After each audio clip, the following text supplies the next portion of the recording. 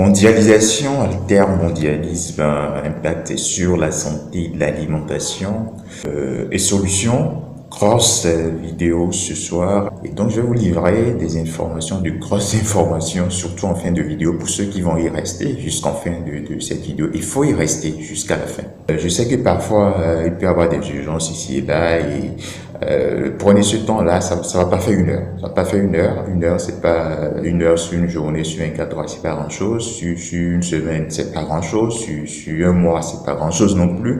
Et sur une année, c'est rien du tout.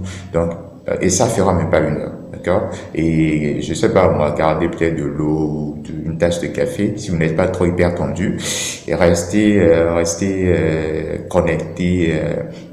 Et même si vous voulez, vous pouvez télécharger et suivre après s'il y a une urgence. Et là, ça vous permet de suivre posément. Comment est-ce qu'à partir du système tel qu'il est aujourd'hui, un système de plus en plus mondialiste, quelles solutions pourraient être envisageables afin de sortir progressivement de ce qui pourrait pourrir, alors j'exagère peut-être un tout petit peu, mais quand même, pourrir la situation actuelle en termes de prévalence du diabète, des maladies de civilisation, diabète, surpoids, obésité, etc.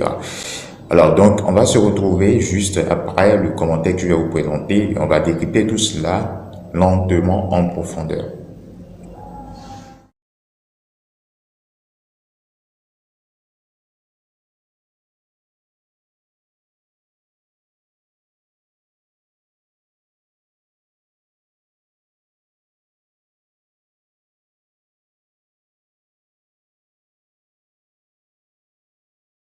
On va analyser ensemble la question en quelque sorte qui m'a été adressée et on verra, on va présenter les faits tels qu'ils sont en réalité, c'est la troisième étape.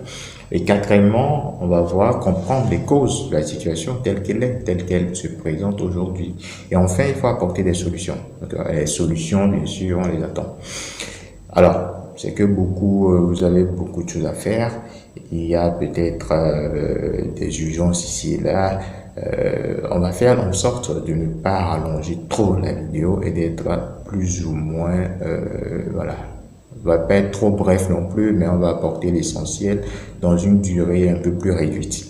Donc, faites l'effort juste de garder ce temps pour vous. Et déjà, si vous êtes nouvelle sur ici, voilà, sur la chaîne, ben, abonnez-vous, c'est gratuit. Et puis, lorsque vous abonnez, ça permet d'aider en quelque sorte les vidéos, que les vidéos soient mieux recommandées, que la chaîne soit gagne en visibilité. Et ça, c'est gratuit de s'abonner, c'est gratuit, ça ne coûte, je crois que ça ne coûte rien hein, de s'abonner. Alors, la question c'était quoi? La question c'était, je trouvais cette question vraiment intéressante. Et c'était quoi? Alors, je vais la lire. Hein. 24 millions de personnes étaient atteintes par le diabète en 2021 en Afrique, chiffre qui, paraît-il, devrait doubler d'ici 10 ans. La mondialisation est souvent désignée du doigt pour le mode de vie hyper sédentaire et la dérégulation des marchés et conséquemment des repas. Mais force est de constater que le diabète devient de plus en plus la maladie des pauvres. Qu'en pense le comportementaliste en nutrition et que conseille-t-il sans rendre notre vie insipide sans goût? Rassurez-vous, c'est pas mon objectif de rendre votre vie insipide sans goût. C'est pas l'objectif, surtout pas lorsque vous êtes dans une démarche comportementaliste, mais quand même, il faut dire la réalité, plus cognitive comportementaliste. Mais là, on parle de nutrition, d'accord? De nutrition et la nutrition, mais pas dans un but où il faut dire arrêtez de manger tout et rendez-vous la vie malheureuse. C'est pas l'idée. Donc, c'est pas de rendre la vie insipide.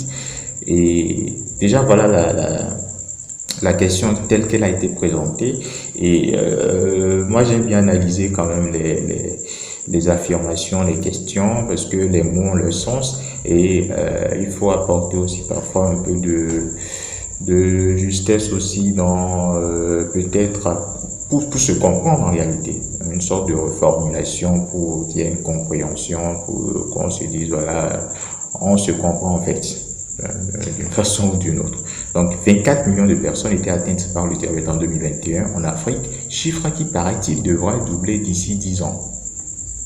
Alors, je trouve la question intéressante, mais et en même temps, je me dis, c'est pas mal aussi si vous pourriez parfois citer les sources de vos des statistiques que vous donnez.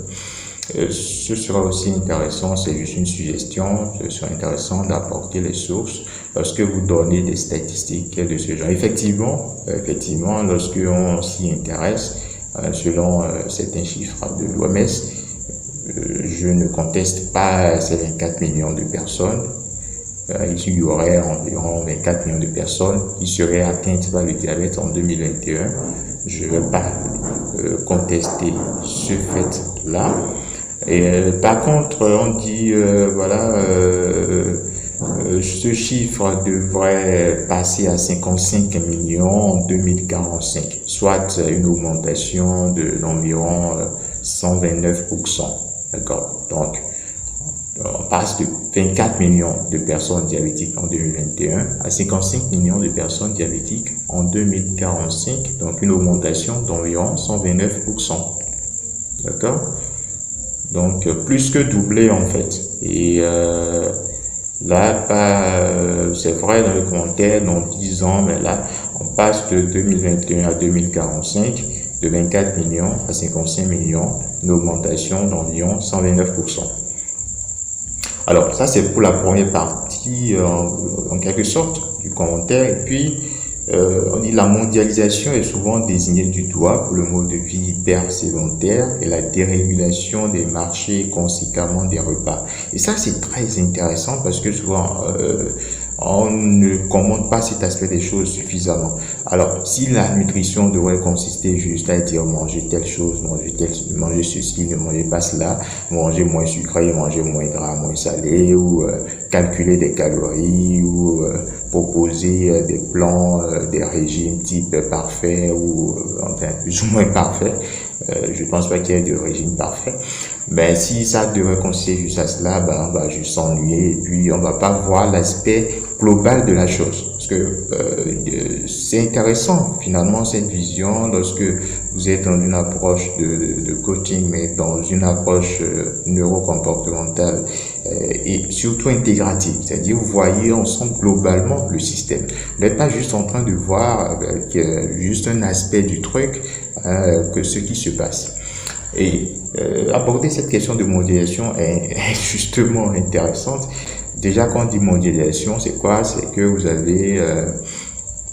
vous avez une économie nationale d'abord, mais qui va s'ouvrir au commerce extérieur. D'accord? Donc, il y aura des phénomènes de libre-échange. Le libre-échange, là, c'est à la fois pour les personnes, les biens, les services. Et en même temps, vous avez la digitalisation, le numérique. Tout ça va favoriser forcément, pas tout ça, mais surtout quand vous prenez déjà le volet digital, ça favorise la sédentarisation. Bien sûr que cette mondialisation, et pas uniquement le fait qu'il y ait le progrès technologique, c'est un impact sur le mode de vie. Les progrès technologiques, le fait qu'il y ait des machines et tout, on n'a pas besoin de faire un certain nombre d'efforts. Et quand vous voyez l'évolution quand vous voyez l'histoire de l'humanité, de l'homme paléolithique, préhistoire jusqu'à aujourd'hui, vous comprenez qu'il y a eu vraiment de gros changements. Vous passez d'une époque où les gens s'y passaient ils devraient faire de la chasse, faire de la cueillette, c'est-à-dire se déplacer, marcher et trouver à manger, à une époque où parfois ils ont des aliments qui vont parfois même pourrir dans le frigo. D'accord? Donc ça, c'est une réalité. D'accord? La sédentarité, on sait que moins il y a d'activité physique, moins il y a d'efforts. Le mode de vie sédentaire, c'est un facteur qui pourrait favoriser la survenue d'un diabète de type 2. Donc ça, on va pas le contester. La dérégulation des marchés, etc. Vous savez, ça c'est un commentaire qui pourrait faire asseoir sociologue, politologue et si vous voulez le comportementaliste en nutrition. je vais le prendre pour moi, d'accord? Je vais le prendre pour moi et apporter les réponses que je peux à mon échelle. Bien évidemment, si vous êtes dans un marché où si vous devez vous procurer du blé ou bien du cacao, des céréales, et que pour en avoir dans votre propre pays, il faut aller le chercher dans un coin, je ne sais pas moi, quelque part en Asie, ou dans l'autre coin là-bas, quelque part en Amérique, ou bien en Europe, ben, ça pose plusieurs problèmes. D'accord? Ça pose plusieurs problèmes. Hein? Déjà, ce que vous allez importer là, c'est de quelle qualité? Ça a été obtenu comment? Est-ce que c'est à base de, on a utilisé des produits, des engrais chimiques, des pesticides? Et donc, si vous l'importez chez vous, donc vous créez des conditions qui vont être favorables au développement d'autres maladies. Donc, et on l'a dit, le glyphosate, qui fait partie des pesticides, a été reconnu comme probablement cancérogène. D'accord, pas une agence de l'OMS, je l'avais dit dans la précédente vidéo. Donc ça, c'est aller chercher des aliments dans des coins du monde et les faire importer dans les pays. Ça, clairement, c'est des éléments qui vont agir sur l'environnement. Que ce soit des pays pauvres ou non, des pays nantis ou bien des pays à revenus élevés ou non, ça va créer des conditions environnementales qui vont favoriser des maladies. D'accord? Donc, quand on dit conditions environnementales, il y a plusieurs choses à voir là-dedans. Je vais revenir là-dessus quand je parlerai des facteurs épigénétiques, parce que ça, c'est important. Mais un peu plus tard, d'accord? Donc, pas tout de suite. On pointe du doigt, on désigne du doigt la mondialisation, mais dans l'histoire, on s'aperçoit effectivement que certains ont essayé de critiquer quand même ce système. Quand on parle de mondialisation, c'est associé à ça une société, le libéralisme économique, associé à ça le capitalisme et la concurrence. Donc, et je l'avais dit, je crois, dans la précédente vidéo, que cette concurrence-là, ça va créer quoi? Vous savez, des sociétés qui vont vouloir beaucoup plus capitaliser et donc vont proposer des produits de plus en plus attirants, et forcément, pour attirer, il faut il faut bien faire le packaging, c'est-à-dire bien emballer les choses, que les choses soient attirantes, que ça a un bon goût, le goût qui attire. Et je suis désolé, le truc qui attire avec un bon goût, c'est pas forcément ce qui sera bon pour prévenir des maladies chroniques, des maladies de civilisation comme le diabète. Donc, ça se comprend parfaitement que la mondialisation, aller importer des produits d'ailleurs, ça crée des conditions environnementales qui sont pas forcément, et surtout ça va agir sur des facteurs épigénétiques, je vais y revenir. D'accord? Donc, comme je le disais tout à l'heure, certains sont allés dans une autre démarche en parlant d'altermondialisme. Donc, des courants, une idéologie qui voudrait en quelque sorte contester certains aspects de la mondialisation qui favorisent trop l'aspect financier, l'aspect capitaliste, et aller plutôt dans un modèle où les richesses seraient mieux partagées et qui est moins d'inégalités en termes de niveau socio-économique entre les différents individus. Quand vous prenez ces courants altermondialistes, quand vous dites par exemple qu'un autre monde serait possible, il faut des plans précis. S'il n'y a pas quelque chose de précis, ça risque de ne pas marcher. L'idée de partager la richesse, ça ne veut pas forcément dire que voilà, si quelqu'un de la société, un homme richissime, il a peut-être lui des milliards, que l'autre voisin aura la même somme sur son compte en banque. C'est pas exactement ça, d'accord? Mais c'est-à-dire, il faut éviter l'abus. Il y a certains qui exagèrent. Et on ne demande pas forcément de verser il ne s'agit pas ça, mais quand même qu'il y ait un minimum de décence, des personnes qui puissent vraiment trouver le minimum, un peu plus même que le minimum, ce qu'il faut pour vivre décemment. Parce que la personne qui... Alors, parce que j'en reviens, hein, quand on dit force est de constater que le diabète devient de plus en plus la maladie des pauvres, alors quand on dit devient de plus en plus la maladie des pauvres, alors je vous rappelle un peu encore les chiffres, parce qu'il faut revenir sur les chiffres que l'OMS présente, parce qu'on dit que, on dit par exemple, l'Afrique se classait au deuxième rang des régions où les dépenses liées au diabète étaient les plus faibles. Environ 1% des dépenses mondiales liées au diabète. Donc l'Afrique se classait au deuxième rang des régions où les dépenses liées au diabète étaient les plus faibles. D'accord? Donc environ 1% des dépenses mondiales liées au diabète. Donc en gros, c'est pas que deuxième rang des régions, les dépenses liées au diabète étaient les plus faibles. Donc, c'est-à-dire le niveau de dépistage, s'il n'est pas élevé, vous n'aurez pas énormément de cas qui seront déclarés comme sur reconnaissance diabétique. Et d'ailleurs, on dit que plus de la moitié, c'est-à-dire environ 54% des personnes atteintes de diabète dans la région africaine ne sont pas diagnostiquées. C'est-à-dire plus de la moitié des personnes qui sont diabétiques ne se connaissent pas diabétiques.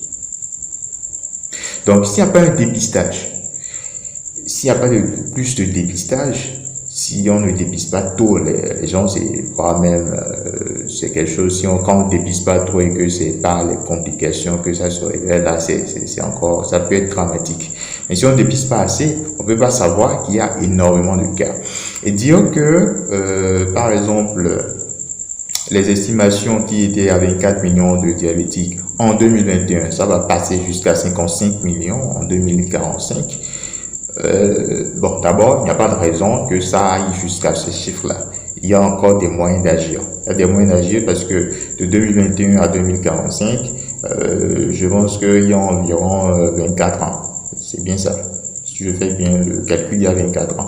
Donc, si vous avez aujourd'hui des jeunes gens qui sont encore, je ne sais pas moi, qui ont encore 10 ans ou 15 ans, etc. Je pense que c'est pas trop tard de modifier. Et justement, ça, c'est intéressant de revenir au comportement alimentaire, de modifier ce comportement alimentaire-là, pas en introduisant des puces dans le cerveau des gens, mais justement en amenant progressivement par des méthodes qui sont connues, et ça peut aider dans ces cas-là à changer le comportement alimentaire. Donc, il n'est pas trop tard. S'il y a certains qui ont encore 10 ans, 15 ans, parce que le diabète de type 2, en général, c'est après 40 ans, donc c'est pas trop tard. On va pas dire, c'est possible. Il faut pas s'alarmer. Bien sûr, c'est inquiétant, mais il y a des choses qui peuvent être encore faites. Et c'est ce qu'on essaie de faire à travers ces vidéos d'information. Il faut les diffuser, il faut les partager, il faut s'abonner, inviter d'autres personnes à découvrir ces vidéos pour que les gens soient conscients que c'est pas inutile d'aller faire un test, une glycémie, une prise de sang pour connaître le taux de sucre qu'il y a dans le sang dès que vous dépassez la quarantaine. D'accord? Et même pas que la quarantaine, parce qu'on dit que entre 2011 et 2021, la région, je crois que c'est toujours l'Afrique, la région, aurait enregistré donc une multiplication par 5 du nombre de cas de diabète de type 1 chez les enfants, les adolescents de moins de 19 ans. Le nombre de cas étant passé de 4 pour 1000 enfants à près de 20 pour 1000. Donc ça aurait augmenté. Et moi, je suis sûr que bien évidemment, si on dépistait davantage, il y aurait plus de cas. Voilà. Donc, l'idée selon laquelle le diabète, les chiffres auraient explosé, il faut mettre un peu, je dis pas qu'il faut banaliser cela, mais c'est à relativiser aussi un tout petit peu, parce que si vous ne dépistiez, je mets ça, l'imparfait, si vous ne dépistiez pas ça auparavant suffisamment, les années après, si vous dépistez davantage, bien sûr, vous allez constater qu'il y a plus de cas. Donc ça, c'est une première explication. C'est-à-dire, il n'y avait pas assez de dépistage de cas. La première explication. La deuxième, bien sûr, vous mentionnez très bien le phénomène de la mondialisation. Mais il n'y a pas que ça. Le diabète devient de plus en plus la maladie des pauvres. Alors, quand on dit des pauvres, c'est quoi? Est-ce que c'est la maladie on va dire, des pays à revenus faibles ou bien des pauvres pris de façon indépendante? Parce que ça, c'est différent. Alors, parce que si on ramène ça à un pays tout entier, même quand on dit qu'un pays est à revenu faible ou intermédiaire, dans ce même pays, il y a certains qui se gavent quand même d'argent, qui ont de l'argent. Même quand on va dire que c'est un pays à revenu faible ou intermédiaire, il y a quand même certains qui se gavent bien d'argent. Donc, est-ce que c'est les pauvres pris isolément? De quels pauvres il s'agit? Est-ce qu'on parle de la région africaine? Est-ce qu'on parle de certaines régions de l'Asie? Je ne sais pas, les pauvres, il en existe un peu partout dans le monde. Il n'y a pas que l'Afrique où il y a des pauvres. Mais je reviens sur l'idée qu'on parle de la région africaine. Je ne veux pas parler d'autres régions dans cette vidéo. Mais déjà, dans la région africaine, si on se mettait dans l'idée de, voilà, c'est des pays à revenus faibles, ça signifie, on revient sur la question de la mondialisation, c'est-à-dire aller importer l'importation de produits dont vous ne maîtrisez pas les conditions dans lesquelles ces produits-là ont été justement obtenus, c'est-à-dire l'utilisation d'engrais chimiques ou bien de pesticides. Ça pose un problème. Lorsque vous importez, vous devez aller importer les céréales ou ça peut sembler dingue, c'est-à-dire si tu dois manger de la viande et que tu es obligé d'aller l'importer depuis une zone loin de l'Asie ou bien de quelque part très éloigné et que tu dois consommer ça, c'est problématique. Non seulement c'est problématique en termes de santé, mais sur un plan environnemental, sur un plan écologique, c'est un problème. Par rapport au réchauffement climatique, etc. Là aussi, c'est un problème. C'est aussi un problème pour les paysans de ton propre pays qui produisent localement. Et ça, c'est important. C'est-à-dire, si vous avez de la production locale, des industries locales qui produisent localement et que vous importez, vous créez indirectement de la concurrence. Et vous créez de la concurrence et vous n'aidez pas les producteurs qui sont locaux dans ces cas-là. Alors, l'idée, c'est pas de balayer du doigt la modération, mais il y a la possibilité d'un altermondialisme qui pourrait permettre en quelque sorte de réguler alors, moi, je fais un peu attention au mot réguler parce que dès qu'on va utiliser le mot réguler, là, on va commencer à se dire, voilà, il y a des gens là, quelque part qui vont commencer à surveiller les choses. Et moi, je tiens vraiment à la liberté. D'accord? La liberté, les gens doivent avoir la liberté de s'exprimer. Chacun est né libre dans un pays libre et on doit garder cette liberté-là. Mais quand même, pouvoir encadrer tout cela, c'est se dire, par exemple, on va garder quand même un certain degré de souveraineté alimentaire. On va pas importer tout. Peut-être on sera, je ne sais pas moi, 110% de produits locaux et puis vraiment, quand c'est vraiment des produits nécessaires qu'il faut importer, là, on les importe. Mais tu vas pas avoir du maïs chez toi et aller importer encore du maïs dans l'autre zone là, très éloignée de la planète.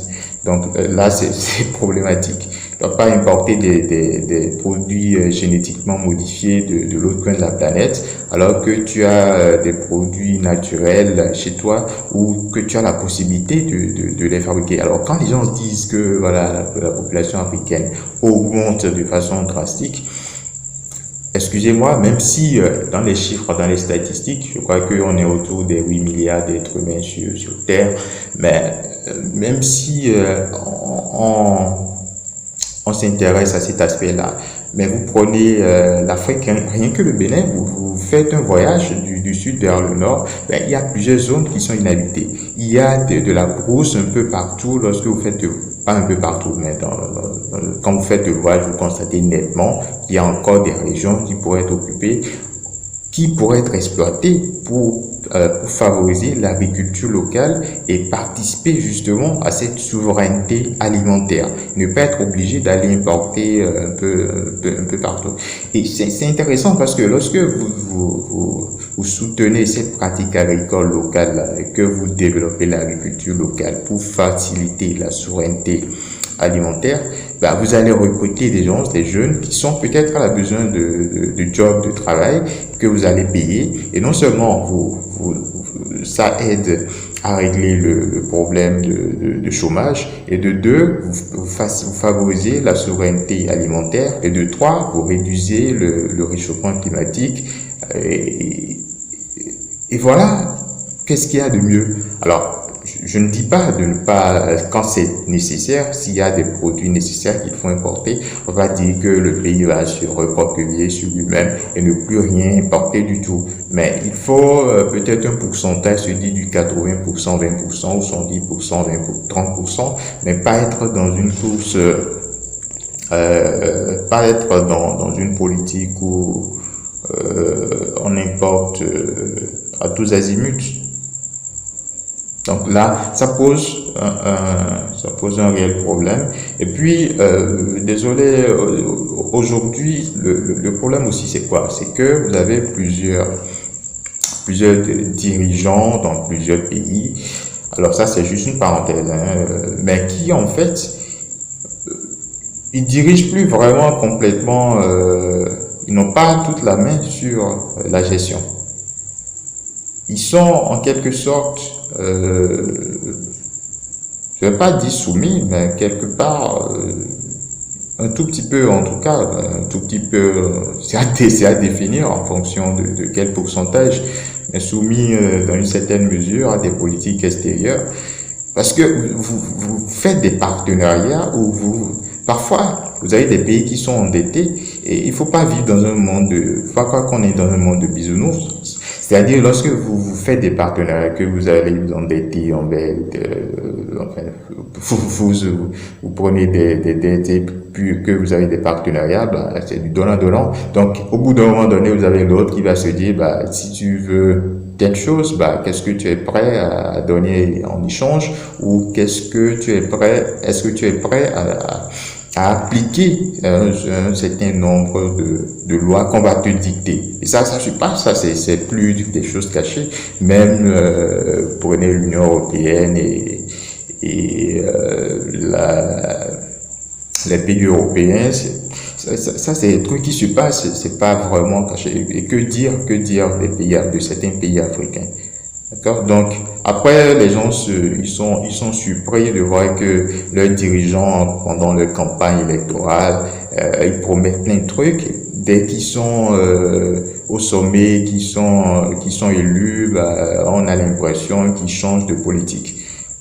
Ben non, vous avez quelqu'un que vous faites élire, mais vous avez auparavant déjà endetté le pays vis-à-vis d'un certain nombre d'organisations supranationales, et donc vous êtes quelque part soumis à un certain nombre il y a un certain nombre de contraintes ce que je dis là, c'est tout simple, hein, c'est pas compliqué. Vous prenez une personne lambda qui vit dans je ne sais pas moi, qui vit dans une maison et qui doit de l'argent, tout simplement, à son voisin. Donc vous avez monsieur A qui vit quelque part, monsieur B, à qui il doit de l'argent. Et puis, il est toujours endetté, il n'a toujours pas soldé. Et ça fait 2 ans, il ne solde toujours pas. Alors, monsieur B, là, il vient peut-être un jour et puis il installe, je sais pas moi, sa cafétéria devant votre chambre à coucher. Ou bien il installe sa boutique là je ne sais pas moi, de produits laitiers, de sucre ou bien de café devant votre chambre à coucher. Ben, vous allez vous dire quoi? Vous allez vous dire, soit vous allez tout faire pour vite le rembourser, ben, mais vous n'avez pas encore les moyens pour le faire. Soit vous allez vous dire, bah, ce qu'on va faire, c'est, moi, je suis complètement contre ça, j'irai dénoncer cela à la police, mais au fond, vous savez que vous n'avez pas raison. Et 3, c'est que vous êtes obligé de vous plier à ce qu'il va vous dire de faire.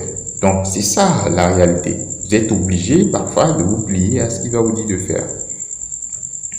Et donc, si les dettes contractées, les pays à revenus faibles et intermédiaires, si les dettes contractées, s'il n'y a pas une solution de ce côté-là, et que vous êtes soumis, lorsque vous êtes soumis à des intérêts supranationaux, mais vous n'êtes pas souverain complètement. Donc, vous ne pouvez pas décider de votre souveraineté alimentaire. Vous ne pouvez pas prendre, vous ne pouvez pas mettre en œuvre certaines mesures que vous pourriez juger bien pour votre propre nation, alors que même si, quand bien même vous seriez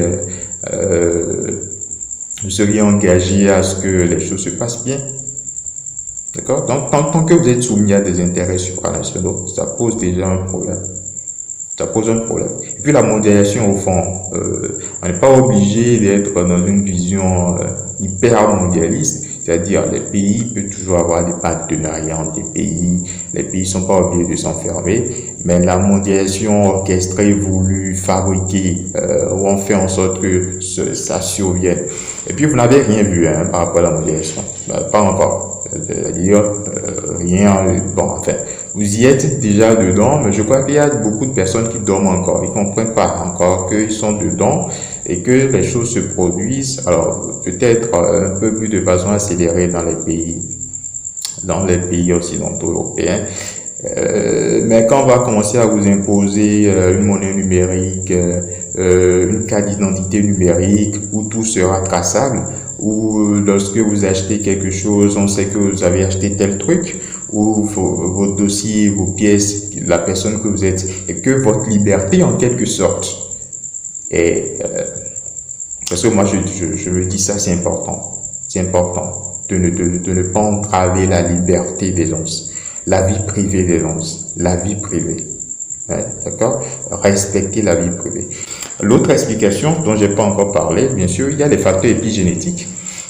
Et quand vous prenez les pays pauvres, et surtout quand on parle de diabète type 1, alors c'est pas uniquement le diabète, il y a l'obésité, le surpoids. Vous avez des enfants qui ont déjà un surpoids déjà tout bas, et ça pose un problème. Quand on parle de l'épigénétique, c'est pas forcément la modification de la séquence des gènes en des gènes en eux-mêmes, la séquence nucléotidique, j'allais dire surtout. C'est beaucoup plus l'expression ou non de certains gènes. Donc, il y a des facteurs qui vont moduler l'expression ou non de certains gènes. Et il y a ces facteurs-là qui sont d'ordre environnementaux. Quand on parle de ces facteurs environnementaux, il y a bien sûr l'alcool, le tabac, les polluants environnementaux, les pesticides. Et ne pensez pas qu'il n'y a pas de lien entre l'enfant qui va naître plus tard et les progéniteurs. En termes d'épigénétique, c'est-à-dire la qualité du spermatozoïde, de l'ovule, l'hygiène de vie, le mode de vie des parents, va conditionner sur un plan épigénétique l'expression ou non de certains gènes.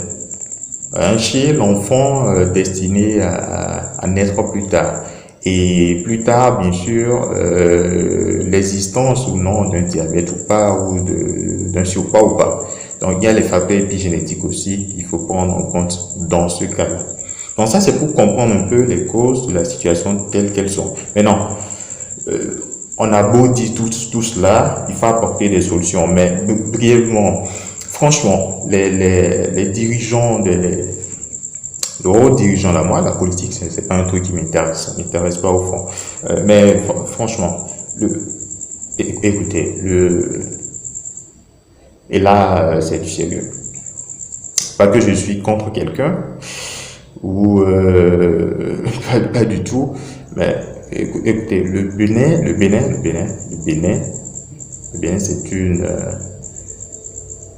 c'est pas une entreprise. Les Béninois ne sont pas des marionnettes. Et ils cherchent pas un nouveau pharaon. D'accord? C'est tout l'inverse. Le Bénin, c'est une république. C'est une république. Le peuple béninois est souverain. Le peuple béninois est souverain. Et la tâche qui vous a confiée, c'est de servir l'intérêt général. La tâche qui vous a confiée, c'est de servir l'intérêt général. Ce n'est pas un jeu. C'est pas un jeu, c'est un devoir. C'est pas un jeu, c'est un devoir. Donc, il faut être conscient de cela. Bon, ça, c'était juste une parenthèse. Donc, il faut des solutions. Il faut des solutions et dans le groupe WhatsApp, là, j'avais commenté rapidement, il y avait une personne qui était intervenue, j'avais fait un commentaire en disant que, bon, vous ne pouvez pas toujours modifier tout ce qui est extérieur. C'est-à-dire que, bien sûr, vous avez la concurrence entre les entreprises, le phénomène de libre-échange, la concurrence, vous avez tout ça, la mondialisation. Vous ne pouvez pas tout contrôler de l'extérieur et c'est justement l'intérêt d'avoir une certaine compréhension du comportement alimentaire. Et quand vous avez cette compréhension du comportement alimentaire, vous pouvez à votre échelle essayer en tout cas de gérer vos pulsions alimentaires, votre propre comportement alimentaire, comment est-ce que vous faites vos choix alimentaires.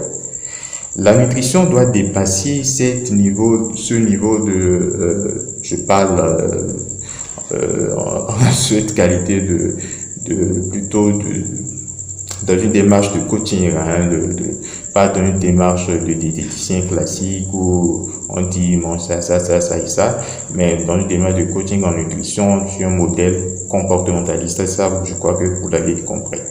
Mais la nutrition doit dépasser ce modèle où juste il faut calculer les calories, il faut dire manger ça et ça, parce que la réalité c'est que les gens qui ne savent pas que manger trop sucré c'est pas trop bon pour la santé. D'accord? Combien de personnes ne savent pas que manger trop sucré, c'est pas trop bon pour la santé? Et pourtant, les gens, ils vont manger sucré. Soyons honnêtes. Donc quelque part, et je vous expliquerai après pourquoi en réalité. Parce que quand on te vend du Coca-Cola, en fait, c'est pas le Coca-Cola qu'on te vend, c'est du plaisir qu'on te vend. Mais derrière le plaisir, il faut comprendre la chimie du cerveau. D'accord? Il faut comprendre la chimie du cerveau. Donc, comprendre le comportement alimentaire, c'est vraiment important pour pouvoir gérer cette vague, comme vous le dites, quand vous parlez de 24 millions de personnes qui étaient atteintes et qui risquent d'avoir une flambée jusqu'en 2045. On parle de pratiquement plus que doubler le nombre de personnes. Mais je dis que ça peut être gérable. Ça peut être gérable si on arrive, s'il y a des politiques qui arrivent à soutenir, qui arrivent à mettre en œuvre c'est une chose très simple, hein. Je vous donne un exemple. Pourquoi, par exemple, on n'enseigne pas la façon de manger sainement dans les écoles à partir du primaire? Pourquoi pas? Moi, je ne sais pas. Pourquoi il n'y a pas des heures de repas, je ne sais pas moi, des repas de fruits, par exemple, ou des aliments sains à certaines heures à l'école? C'est des possibilités. Et ça, c'est important parce que ce que l'enfant mange depuis l'enfance, ça va conditionner ses réflexes alimentaires plus tard. C'est là où le conditionnement, il est important. Et si vous comprenez pas cela, si vous comprenez pas le comportement, les facteurs qui sous-tendent le comportement alimentaire, vous n'avez pas compris grand-chose. Il suffit pas juste de dire à la personne, arrête de manger ceci, cela. Mais le gars, il mange ça depuis l'enfance. C'est-à-dire, il a mangé, on lui a toujours dit de manger la pâte et de ceci, ou bien déjà à 6 ans, vous voyez des enfants à qui on donne du Coca-Cola. Il y a un problème. Des enfants qui, déjà à 5 ans, il va manger durant la journée du gâteau, du Coca-Cola, du chocolat. Bah, il va grandir avec ça. Il y a un problème. Donc, il y a un problème. Donc, ça crée des conditionnements. Et plus vous mangez sucré, plus vous avez envie parfois de manger davantage sucré. Mais il y a des pistes très simples qu'il est possible il y a des choses qu'il est possible de mettre en place, ne serait-ce déjà que dans les écoles, apprendre déjà. Pourquoi vous ne pouvez pas apprendre ces choses-là? Pour les apprendre aux enfants, il ne faut pas forcément des gens qui ont, je ne sais pas, un master ou un doctorat en nutrition, pas forcément. Vous enseignez aux enfants comment mieux s'alimenter, manger de façon équilibrée, avoir des aliments sains, et progressivement, ils vont grandir. Vous parlez de 24 millions de personnes qui étaient diabétiques en 2021 et ça peut se passer à 55 millions en 2045. Bah, on a encore environ une vingtaine d'années. Donc, le diabète de type 2, en général, c'est après 40 ans. Donc, c'est pas trop tard. Il est possible encore de faire quelque chose. Il faut le faire. Il faut le faire. Il faut mettre en place des mesures pratiques pour pouvoir pallier à ce problème de diabète. Et pas que le diabète, il y a le surpoids et d'autres choses, d'autres maladies dites de civilisation. D'accord? Donc, voilà déjà ce que je peux dire. Je voulais pas être trop long, mais voilà, on a déjà fait pratiquement, en tout cas, on a dépassé les 40 minutes et ça commence à devenir long. Voilà, donc merci d'avoir suivi la présentation et n'oubliez pas, il y a un truc gratuit qu'on fait ici, c'est juste, vous pouvez vous abonner gratuitement, vous pouvez soutenir la chaîne si vous le voulez. Et puis, n'oubliez pas de partager, ça c'est important. Ça, c'est important. Partager. Le fait de partager, ça permet à d'autres personnes d'être informées. Et ça permet à votre échelle, de participer à cette sensibilisation-là, tout simplement. Et si vous voulez soutenir d'une façon ou d'une autre, je laisserai une adresse tout simplement en bas dans la vidéo. En bas de cette vidéo, tout simplement. Je ne laisse pas de lien. D'accord? Je ne laisse pas de lien, je laisse une adresse parce que ça permet d'avoir un contact et de discuter, et que derrière le virtuel, qu'il y ait de l'échange humain, et pas juste des liens où on va cliquer, même si vous voulez soutenir d'une façon ou d'une autre, c'est toujours bien de passer aussi par la discussion, c'est pas mal. Par contre, ce que je pourrais vous recommander, par exemple, c'est de lire le guide intitulé OGM, Nourrissez votre cerveau, changez de vie.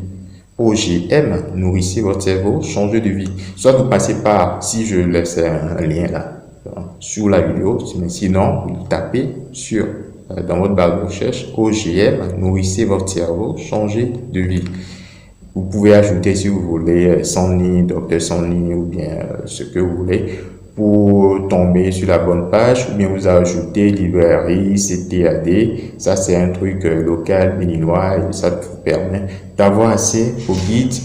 Et je ne pense pas que ça coûte plus de 10 bouteilles de whisky.